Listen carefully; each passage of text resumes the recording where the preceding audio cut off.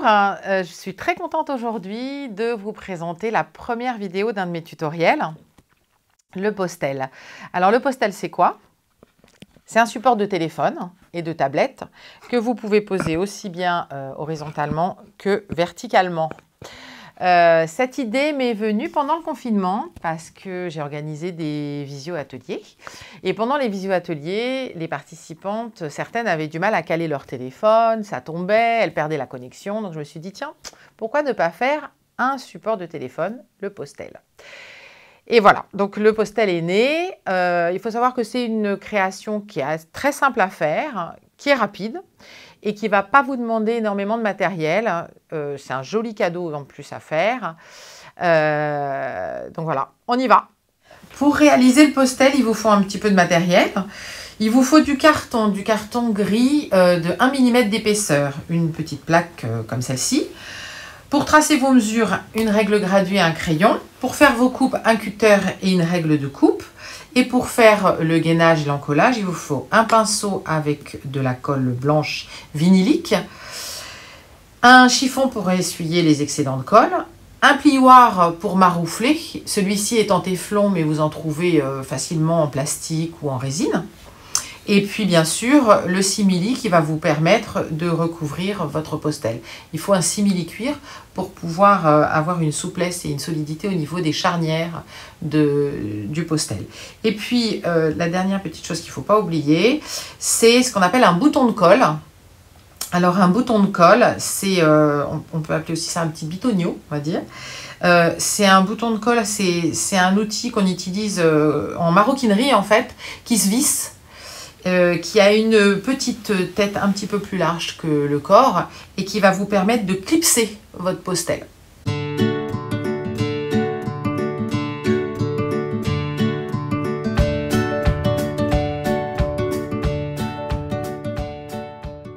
Donc vous avez vu qu'il y a un dénominateur commun, les 9 cm. C'est la largeur en fait de vos cartons. Donc on va tracer 9 et 9, 18. Donc on va tracer 2 bandes de 9.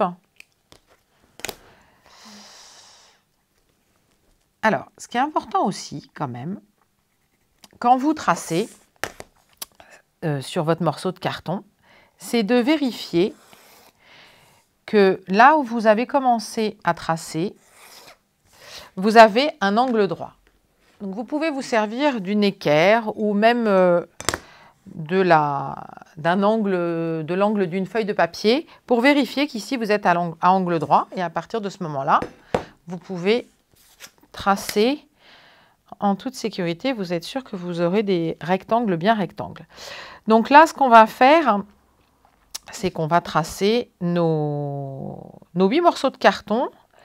Donc là, on en a un qui va faire 2 cm, là on en a un qui va faire 7, là on en a un qui va faire 11 et là on en a un qui va faire 12. On va faire la même chose ici, puis après on va rejoindre et on aura rapidement tracé nos 8 morceaux de carton.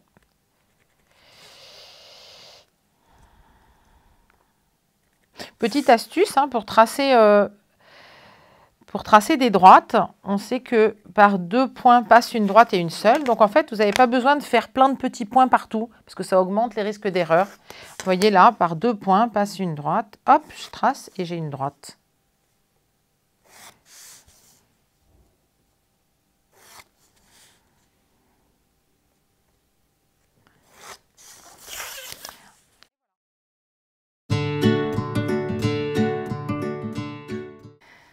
Maintenant, nous allons couper. Alors, pour couper, il faut se servir d'une règle de coupe en métal et d'un cutter. Vous allez vous mettre le long du trait que vous avez tracé.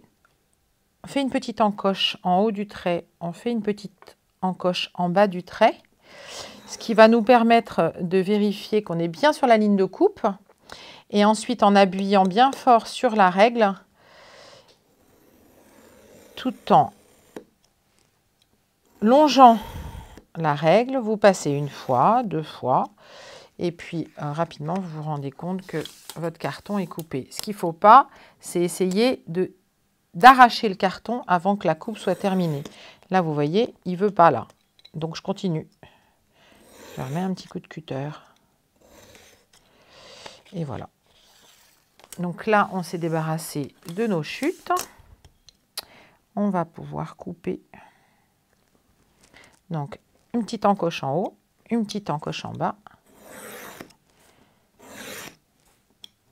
Et on coupe.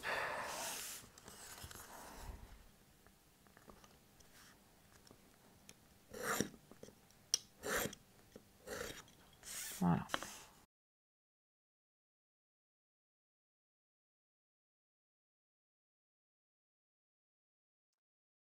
Tous nos cartons sont coupés. Donc, nous avons 2 fois 4 morceaux de carton. Ce que je vous conseille, c'est de bien marquer sur chaque carton les mesures que vous avez tracées pour ne pas les mélanger. Et en particulier ces deux-là, parce qu'il y en a un qui fait 11 et l'autre 12, et donc c'est très proche. Donc, vous avez également choisi votre papier. Moi, j'ai choisi un simili soft rouge. Vous allez couper une bande de ce papier de 11 par 36 cm et vous allez en couper 2, puisque vous vous souvenez qu'on a encore 4 morceaux de carton identiques.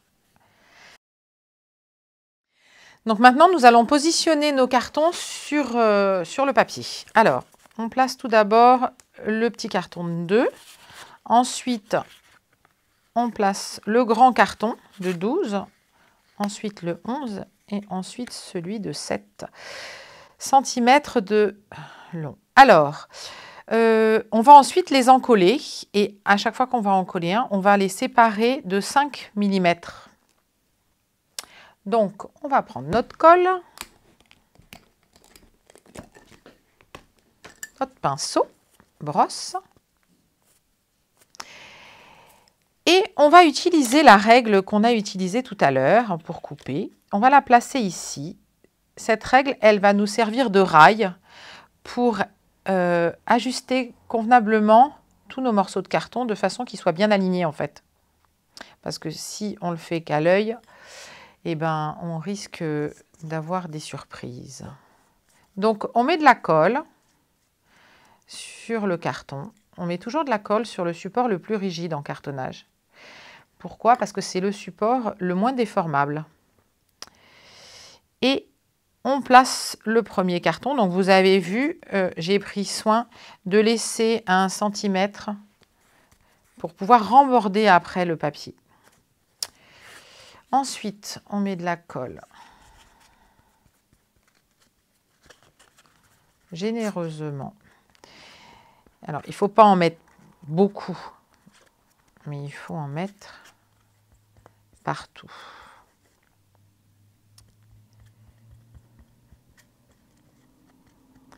Il faut bien étirer la colle. On place le deuxième. Et alors là, je vous parlais tout à l'heure de 5 mm. Donc, vous voyez, l'intérêt de mettre un réglet, c'est de pouvoir mesurer les 5 mm. Vous les avez tout de suite là, c'est facile. Ce que vous pouvez faire également, c'est important de faire bien adhérer, c'est de maroufler votre papier pour chasser les bulles d'air et éventuellement l'excès de colle. Donc hop, on se repositionne bien.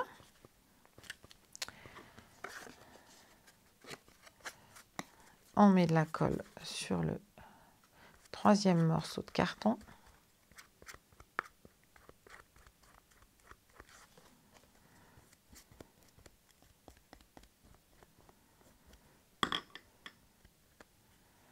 Et pareil, on se met à 5 mm.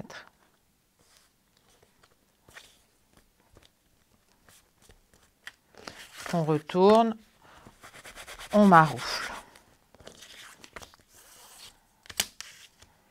Et on va faire notre dernier morceau de carton.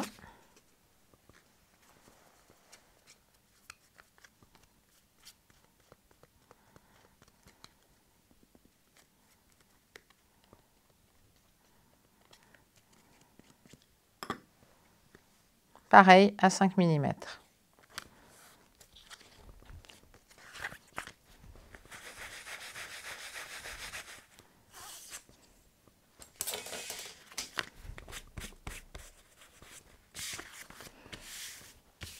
Maintenant, vous allez prendre les ciseaux et on va couper les angles. Et donc, on coupe les angles du papier, mais on ne les coupe pas complètement au ras. On laisse un petit millimètre entre la pointe de l'angle et la coupe qu'on fait. Alors, pourquoi on laisse 1 millimètre? Pour que l'angle du carton soit bien recouvert quand on va remborder. Ensuite, eh ben, on en colle ici pour remborder. On prend notre plioir. On fait bien adhérer sur la tranche du carton.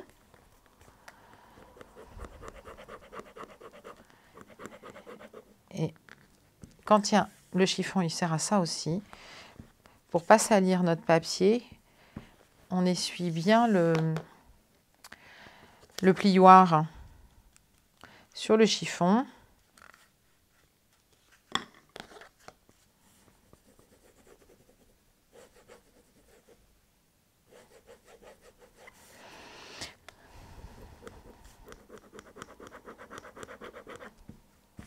Voilà, on peut même enlever l'excès de colle. Et là maintenant, on va en coller la grande longueur. On n'oublie pas de mettre de la colle à l'intérieur des charnières parce que le papier va devoir coller à l'intérieur également. On met même de la colle dans le petit angle là. Et là, on va remborder. Alors, au niveau de l'angle ici, on va casser légèrement. Je ne sais pas si vous arrivez à voir que j'ai cassé mon angle pour pouvoir le recouvrir. Voyez ?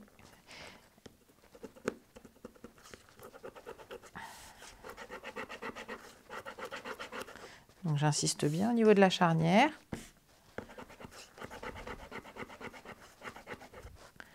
Et pareil ici, je vais casser mon angle. J'insiste au niveau de la charnière. Et je fais adhérer.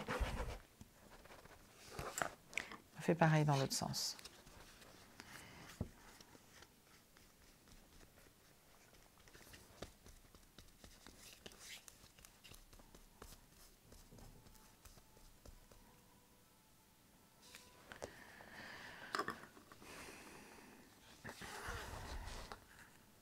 Hop, je fais mes 2 angles.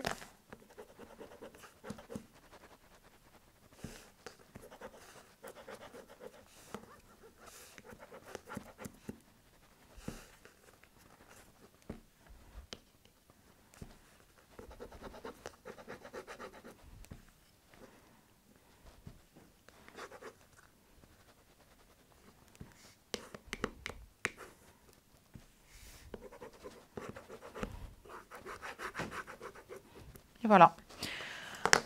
On a notre premier versant de postel qui est habillé. Donc on a nos 2 versants de notre postel qui sont habillés, qui sont réalisés. Et donc on va les coller l'un contre l'autre, envers contre envers, pour finaliser le postel. Pour ça, on va mettre de la colle partout sur un des versants. Donc n'hésitez pas à mettre de la colle de façon généreuse, mais faites attention à ne pas déborder pour ne pas tacher votre papier. Donc on met bien de la colle au niveau des charnières. Ça c'est important parce qu'il va falloir qu'elle colle. On va mettre de la colle également sur les bords, parce que les bords doivent aussi coller, bien sûr. Donc quand vous encollez votre matériau, pensez toujours à encoller de l'intérieur vers l'extérieur. Parce que si vous encollez comme ça, vous risquez de mettre de la colle sur le papier. Donc on encolle toujours de l'intérieur et on tourne comme ça autour du carton.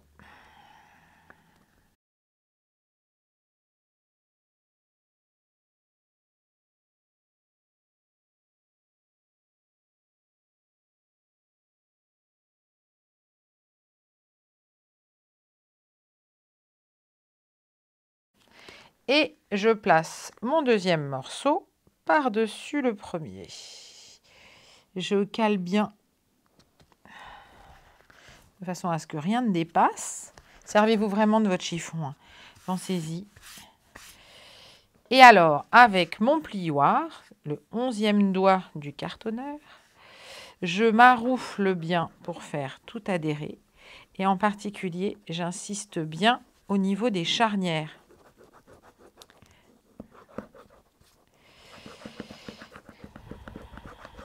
Et je le fais d'un côté et de l'autre.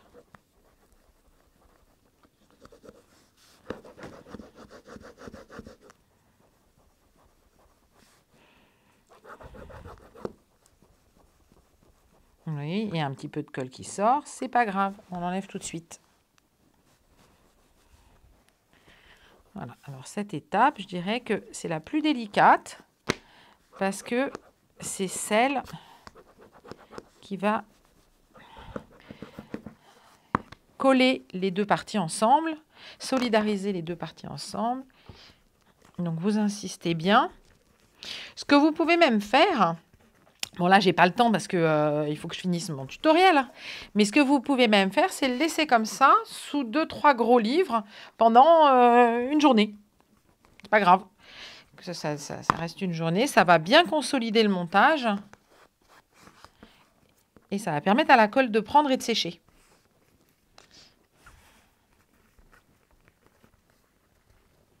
Ah, voilà. Et donc maintenant, on va monter le bouton de colle qui va permettre de finaliser le postel. Et on va déjà pré-trouer, on va déjà faire un trou sur la partie basse, la petite partie.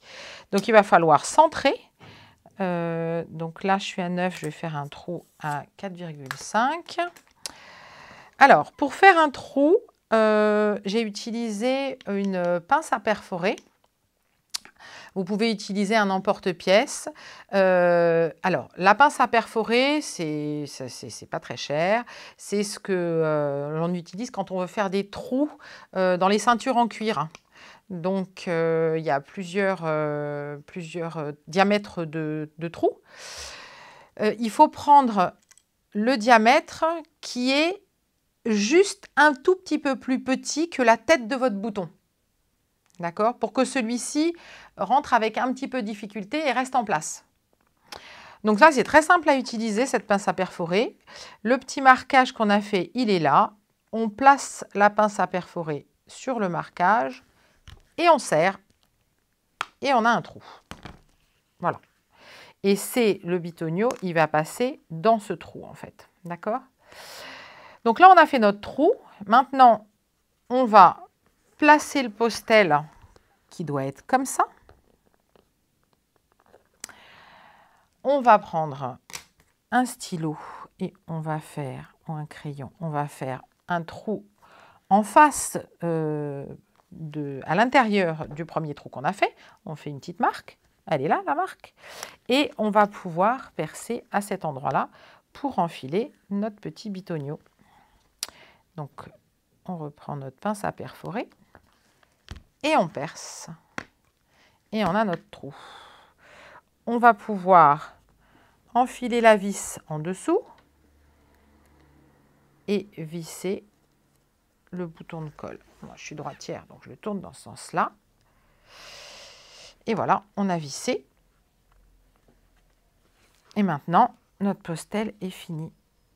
Alors, hop, et voilà, ça rentre exprès un petit peu en force pour que ce soit bien solide. On a terminé notre postel. Donc, on le clip et facilement, on fait tenir son téléphone portable. Ça va vous permettre de regarder une petite série sympa, tranquille, ou de regarder et suivre une recette que vous avez prise sur Marmiton. Vous pouvez le mettre dans un sens ou dans l'autre, bien sûr. Et l'intérêt du postel aussi, c'est que quand on le déclipe, en fait, il est plat. Donc, il se range facilement et il se transporte facilement. Voilà, je vous dis à très bientôt dans un prochain tutoriel en vidéo.